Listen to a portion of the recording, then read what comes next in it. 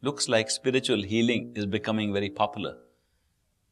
I go to a number of workshops, seminars, lectures throughout the United States, and I find that I meet at least one or two spiritual healers either in the audience or in those who are presenting their lectures and programs. Looks like it is very popular and people want to be healed through means other than having to go to a medical doctor. What is spiritual healing and why is it becoming popular? The answer can be found by first addressing ourselves to why do we need to be healed? Why are we sick?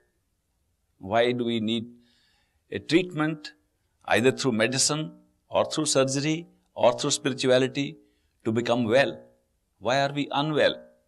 If we can find out why we are unwell, then we can find the answer as to what kind of treatment would be best for us.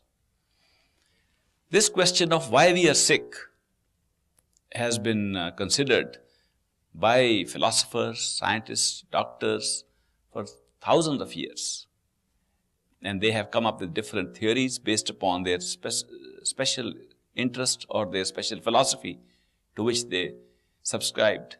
For example, the medical student, whether a contemporary medical student or one who studied medicine from a witch doctor 400 years ago, thought that these ailments came from the different dispositions of the body, from different viruses and germs that can afflict the organs of the body, and that this was a physical phenomena.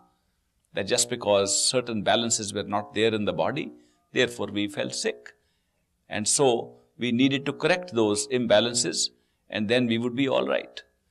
A lot of this medical system that emerged from this philosophy of the material physicists or the material physicians based itself on correcting the imbalances of the physical body in order to make it healthy. The imbalances arose for various reasons. There could be bad food, bad environment, bad relationships, bad external habits, bad external outlook, psychology. There were many reasons given for why the balance of the human body could be upset, and then it had to be corrected through various means which were called the process of healing. It was after a long time that one physician in Germany named Samuel Hahnemann, he discovered that we were sick not because of all these attacks from outside. We were sick because the vital force within the body, the living force, took on a certain reaction to what was happening, either inside or outside, and therefore exhibited symptoms of sickness, which were then treated as symptoms of disease or ill health, and medication or other systems were used to remove those symptoms and signs of ill health. This man later on invented a new method to solve the problem of sickness, and that was healing by the process of similarities. This is still being used in some countries and sometimes in the United States under the name of homeopathy. Homeopathy means where the pathos is similar to the pathos that exists in the natural state of sickness created by an external agent. The principle is very simple. If you take the deadly nightshade plant, which is sometimes called belladonna, from which atropine is extracted, take excess of it, your face will become flushed red, you will get fever, you will get headache, sometimes a headache of one side of the head. You will be affected more on the right side. This will happen to any natural person who takes an overdose of deadly nightshade. What Hahnemann found was that if the vital force was afflicted with similar symptoms and deadly nightshade or belladonna was given in a small quantity, the symptom disappeared and the person became healthy. And so he found a new system of healing based upon the similarity of symptoms. And hence it was called homeopathy or similarity of pathos, similarity of disposition or feeling. The other system was allopathy or altered pathos or a different feeling. If you are hot, give cold. If you are low, give high. If you are high, give something that lowers you. So high blood pressure, low blood pressure, fevers, they were treated like that. Then came future discoveries in more recent years about viruses and germs affecting us, bacteria affecting us, and we found the opposite of those, so that those viruses, bacteria could be tackled through the allopathic method or the method of altering the pathos. This is how the material, physical physician has been able to heal the body. And this healing has been quite popular because it is so objective, does not involve our own participation. A doctor can give a prescription, we can go and buy it at a drugstore and feel that this is all right for getting rid of ill health and becoming healthy or healing ourselves. More recently, it has been found that the mind plays a very important role in our sickness. In certain analyses made some years ago, about 20 years ago, it was found that 90% of the ill health is caused not by these external attacks upon the body, but by the internal attack of the mind. That most of them were psychosomatic. That means the body was being affected by the psychology of the patient. And then came the need to discover methods like suggestion, like placebo treatments, so that the psychology itself can correct its imbalance. As this went on, more and more studies were made to find out if there is any other cause of ill health. All these different theories of ill health and the methods of healing were not fully satisfying.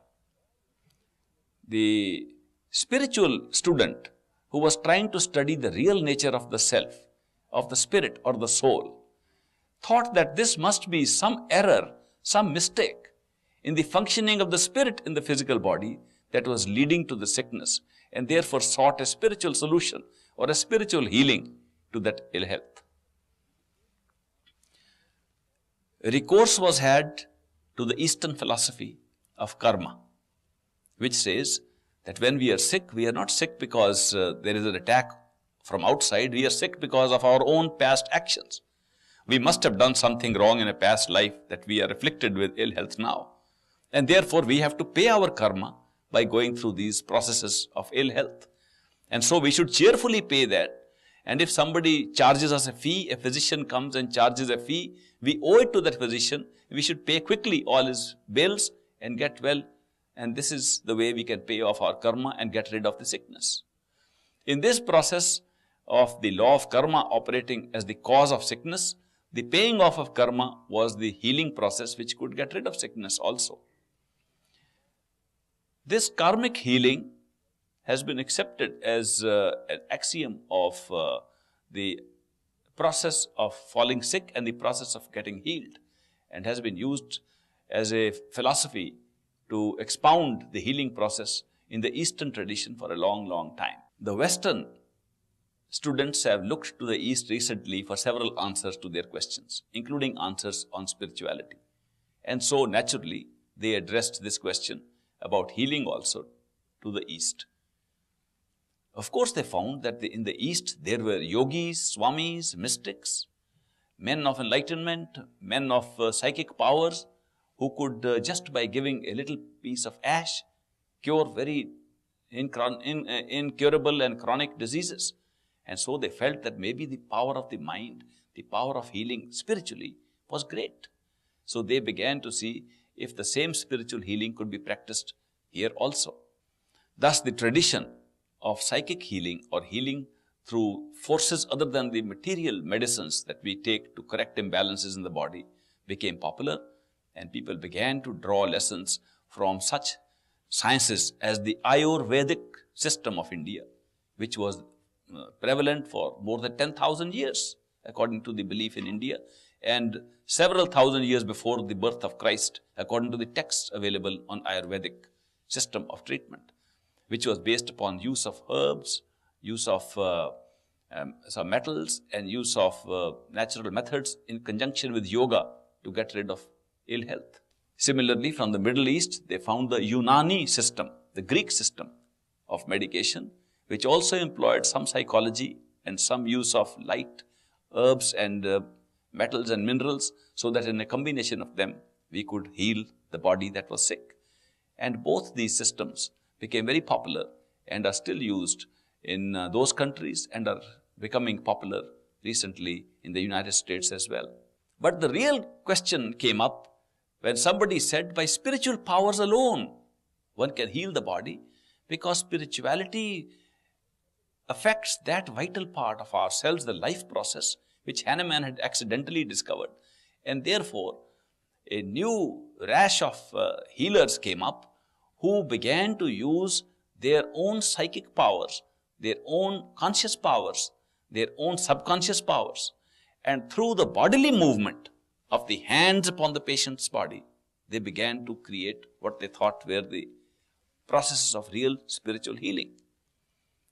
I have met many of them. Some of them look healthy to me, but most of them look ill and unhealthy themselves. I have asked them this question: how come you are spending so much time healing other people? Why don't you start healing yourself? This was a question that was asked much earlier. Physician, heal thyself. The spiritual healer must be asked this question. Spiritual healer, first heal yourself. Are you all right? If you ask these spiritual healers this question in private, and I have asked not just 10 or 20 or 30 of them, hundreds of them across the globe, in every country of the world, why are you so sick? And they tell me they have to do a lot of healing and lot of that energy transfer that takes place, lot of that karma that the patient has comes back upon them and they have to suffer for it. I have seen very important, well-known spiritual personages who can perform open miracles. They have told me that when they heal somebody through psychic powers, they themselves become sick.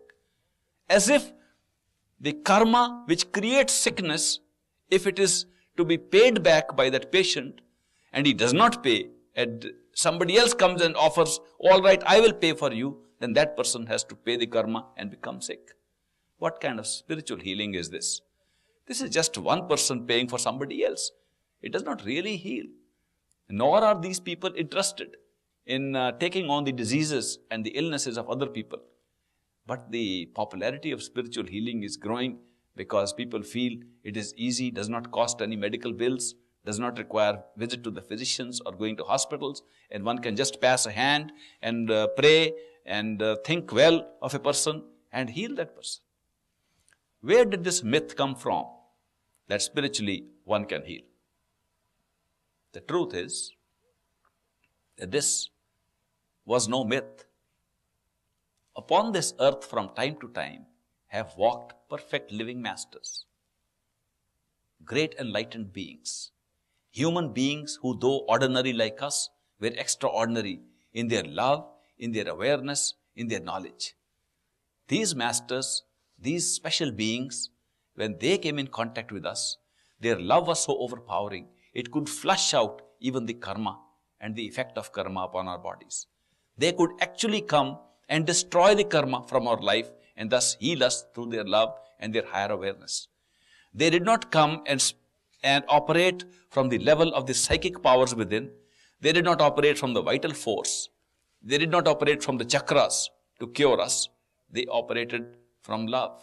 They operated from the highest level of consciousness, which goes even above the mind, goes above the law of karma, goes above the Akashic records, goes above universal consciousness of the mind.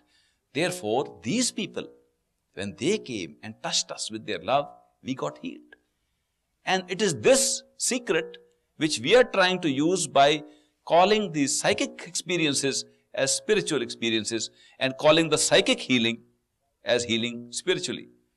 When a person uses love of the highest order, like these mystics did, and healed people by their contact, then one does not take on any karma. One is just destroying the very basis of karma, which is the existence of a causal system in which one feels one has a free will and one can make determination of what to do and what not to do.